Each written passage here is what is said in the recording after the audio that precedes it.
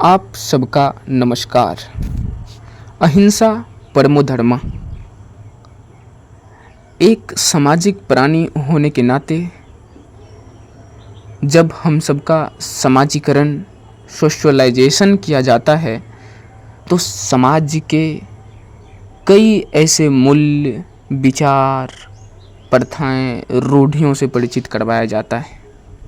उन सब मूल्यों में महत्वपूर्ण अहिंसा परमो धर्म का गुणगान सदियों से सामाजिक प्राणी करते हुए आ रहे हैं। अहिंसा परमो धर्म शास्त्रीय वचन है। यह योग शास्त्र के 5 यमों में से एक है। पतंजलि ने अपने योग सूत्र में अष्टांग योग की चर्चा की है। उन 8 अंगों में से एक अंग यम है और ये यम सामाजिक नैतिक मूल्यों से जुड़ी हुई है और उन यम में 5 नियमों की व्यवस्था की गई है। उन 5 नियमों में प्रथम स्थान जिनका है वो है अहिंसा का, और दूसरा स्थान सत्य बोलना, और तीसरा अस्तेय, और चौथा ब्रह्मचर्य, 5वां अपरिग्रह, ज़्यादा धनों का संग्रह न करना। तुलसी ने भी मानस के उत्तरकांड में परम धर्म श्रुति विदित अहिंसा कहकर इसका अनुमोदन किया है। इस वैदिक मान्यताओं को जैन मत ने अपने 5 महाव्रतों में स्थान दिया है, तो बौद्ध मत ने अपने सम्यक संकल्प का मुख्य अंग मानकर इसको स्वीकृति दी है। अहिंसा का गुणगान सदियों से चला आ रहा है। स्कंद पुराण के अनुसार अहिंसा धर्म का मूल है, अतः यह सर्वश्रेष्ठ धर्म है। योग दर्शन में अहिंसा को धर्म के आवश्यक अंग के रूप में स्वीकारा है। महाकाव्य काल तथा पुराण काल में अहिंसा का व्यवहार सर्वश्रेष्ठ धर्म के रूप में हुआ है। अहिंसा के परधर्म रूप का उल्लेख महाभारत में भी हुआ है। धारयति इति धर्म, अर्थात जो धारण करता है वह धर्म है। धार्यते अनेन इति धर्म, जिसके द्वारा धारण किया जाता है वह धर्म है। मन वचन कर्म से किसी को पीड़ा न देना धारण करने योग्य तत्व है। क्योंकि पर पीड़नम में पपाया कहा जाता है, इसीलिए अहिंसा परम धर्म है। पर इसीलिए है क्योंकि अहिंसा ईश्वर के दर्शन का सरल उपाय है। जब हम अहिंसक विचार अपने आप में स्थापित कर लेते हैं तो हम किसी अन्य व्यक्ति के प्रति मन वचन और कर्म से अहिंसक हो जाते हैं। और जो व्यक्ति मन में किसी के प्रति द्वेष भाव नहीं रखता, कर्म से किसी को हानि नुकसान और आघात नहीं पहुंचाता और शारीरिक हिंसा नहीं पहुंचाता, वो व्यक्ति ईश्वर के दर्शन करने योग्य है। गांधी जी कहते हैं, अहिंसा में सतेश्वर के दर्शन करने का सीधा और छोटा सा मार्ग दिखाई देता है, अर्थात सत्य रूपी परमात्मा का दर्शन अहिंसा के मार्ग का अवलंबन, उनके मार्ग का अनुसरण करके किया जा सकता है। अहिंसा एक कला है, उसमें अत्यांतिक अनाग्रह अपेक्षित होता है और अपने से अधिक अन्य की सत्ता को सम्मान में रखा जाता है। सत्य के आग्रह के विपक्ष में इस नितांत अनाग्रह को अहिंसा कहेंगे। ज्ञानेंद्र जी के इन विचारों में अपने से अधिक अन्य की सत्ता के समान प्रबल है। यह वृत्तांत जब प्राणी का अस्थायी मूलभूत और विशेषता बन जाती है तो वह धर्म का स्वरूप ले लेती है। यदि अहिंसा परिपूर्ण हो और साथ ही सत्य के आग्रह को संपूर्ण रखा जा सके तो ज्ञानेंद्र जी का विश्वास है कि इनमें जीवन का समग्र आदर्श प्रस्तुत हो सकता है। दूसरे शब्दों में अहिंसा की परम धर्मता की पुष्टि है। ऋग्वेद में धर्म को उन्नायक, ऊंची उठाने वाला तथा संपोषक, प्राण तत्व का पालन पोषण करने वाला तथा सुबुद्धि द्वारा निश्चित सिद्धांत माना गया है। आचार्य रजनीश अर्थात ओशो कहते हैं, अहिंसा स्वयं के शरीर से ऊपर उठना है। जो शरीर में घिरा रह जाता वह हिंसा से मुक्त नहीं हो सकता। आदि शंकराचार्य ने हिंसा से मुक्ति को स्वर्ग प्रदाता माना है।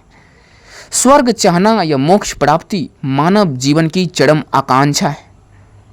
इस प्रकार अहिंसा द्वारा मोक्ष का सोपान सिद्ध होना अहिंसा के परम धर्म का सत्यांकन है।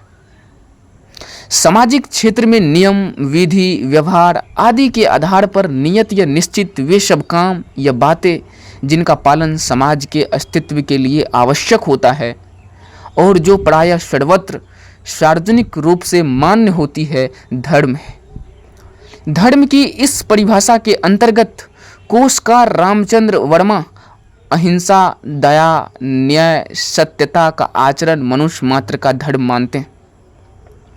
कारण अहिंसा सामाजिक धर्म बनकर सर्वे भवन्तु सुखिनः सर्व सन्तु निरामया को चरितार्थ करती। यहाँ आकर अहिंसा का परम धर्म रूप दिव्य होता है, दीप्त होता है। व्यक्ति के जीवन में अहम का विशेष महत्व है। अहंकार के बिना व्यक्ति का जीवन संभव नहीं है और जो व्यक्ति अहंकार से मुक्त हो जाता वो मानव की चरम परिणति को प्राप्त कर लेता, क्योंकि वह व्यक्तित्व का परिचायक है। दूषित अहं व्यक्ति के पतन का कारण है। आचार्य रजनीश की धारणा है, अहिंसा है निरअहंकार जीवन। अहंकार में ही सारी हिंसा छिपी है। और ये हिंसा हम इसलिए करते हैं, कभी कभार हम अपने मन से भी किसी व्यक्ति को हिंसा करने के बारे में भी सोचते हैं, क्योंकि वो व्यक्ति, मुझे लगता है और हम सबको लगता है कि वो व्यक्ति हमारे से ऊपर उठ रहा है, तो हम मन में उन व्यक्ति को नीचे गिराने के बारे में सोचने लगते हैं। वो हम नहीं, वो हमारा अहंकार सोचता है। हम कर्मों के माध्यम से भी व्यक्ति को पीछे छोड़ देने की आकांक्षा करते हैं। हम एक एक व्यक्ति के मुंडी पर पैर रखकर ऊपर चढ़ने की कोशिश करते हैं कर्मों के माध्यम से। ये अहंकार नहीं तो क्या, और उस अहंकार में ही छिपी हुई है हिंसा।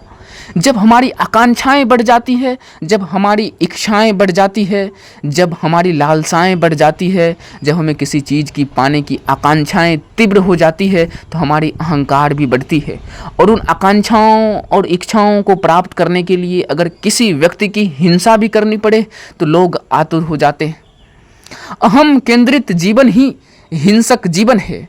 और जो व्यक्ति आत्म केंद्रित है, अहम केंद्रित यानी कि अहंकार को केंद्र में रख करके निर्देशित होता है, उनको केंद्र में रख करके अपने जीवन को संचालित करता है, उनके जीवन में हिंसा का अत्यधिक मात्रा में निवास है।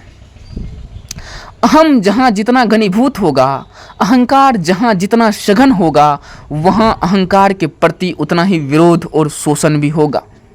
इसीलिए मेरी दृष्टि में अहिंसा मूलतः अहंकार के विसर्जन से ही फलित होती है। जैसे पदार्थ के अणु विस्फोट से अनंत शक्ति पैदा होती है, ऐसे ही अहम अहंकार के टूटने से भी होती है। उस शक्ति का नाम है प्रेम, और प्रेम ही अहिंसा है, जो जीवन में धर्म के सत्य, चित्त और आनंद रूप में दर्शन करवाती। अहिंसा के परम धर्म रूप में दर्शन करने है तो श्री राम का जीवन देखिए। राज नहीं, वनवास भेजने वाली माता कैकेयी के प्रति मन, वचन, कर्म से लेश मात्र भी पीड़ा न पहुंचाने का संकल्प अहिंसा का ज्वलंत धर्म है। शीशा पगा न झाक तन में, धोती फटी सी लटी, दुपट्टी अरु, पाए उपनाहू को नाही समा, वाला दिन दरिद्र सुदामा। जब द्वारकाधीश कृष्ण से मिलता है तो जिस मैत्री धर्म का पालन कृष्ण करते हैं, उसमें प्रेम रूपी अहिंसा के दिव्य दर्शन होते हैं। विजय अवसर पर किसी सेना नायक द्वारा लाई गई पर सुंदरी को मां कहकर सुरक्षित लौटाने में शिवाजी ने अहंकार का जो विसर्जन किया, उसमें शिवा के सत्कार रूपी अहिंसा धर्म की छवि निखरती। आचार्य रामचंद्र शुक्ल के मतानुसार व्यवस्था व वृत्ति जिससे लोक में मंगल का विधान होता है, अभ्युदय की सिद्धि होती है, उसे धर्म कहते हैं। यही व्यक्तिगत सफलता है जिसे नीति कहते हैं, एथिक्स।